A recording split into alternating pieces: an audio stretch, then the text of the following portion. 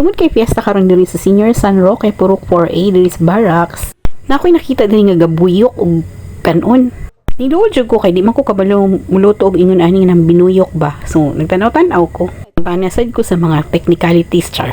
Technicalities kung saon kay base day puhon masuguan ta. Kadaghanan day og luto kay daghan kayo bisita nahutlan og pagkaon. Dahil himabaw lang ang tubig nya init kayo ay hapan nimo ihinay-hinay og sulod ang mga kanon or mga rice. Unya ipatong nimo, unya imuha siyang istriton kay para masakto ang iyang pagkabukal. Sani ba ning di man tay kay baloan ni nga. Kita man ta ko inga nitong bata patong akong mga lulog-lula mga angkol sa una. Mo gani karon ako naka-interest no. Pero sige lang at least testingan ako na puhon kung dinaghan ang lutoon. Gani technique para mas dali. Ako na video tong mga panahon nga nangaon ang mga bisita kay pertinan akong bisiha og entertain ko no hay. Around alas 2 na kay wag na ang mga bata kay fighting for third na daw. Kataon niya sila Javi ang fighting for third pertin tanaw sa inahan. Support ba sa mga anak kay nagpahambog ba yan nga fighting for third. Nagkataon lang dyan nga wala na ko na videohan ang dula ni Binsot.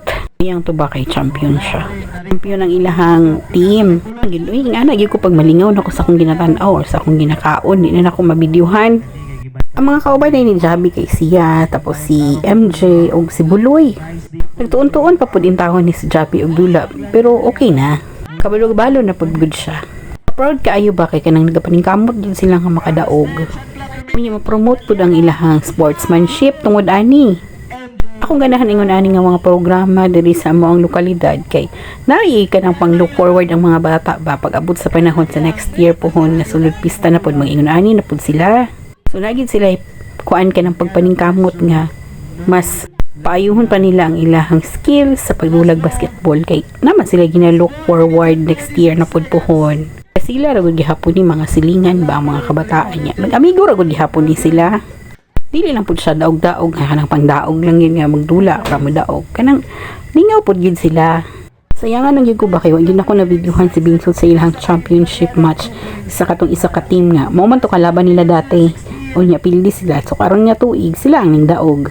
Kita yun ako sa nawang ni Binsot nga gusto yun kay siya modula, gusto yun kay siya modaog. Kaya wag yun sila ang bukang bibig mga gusto yun kung mag-champion charot. Competitive kaayo ang bata.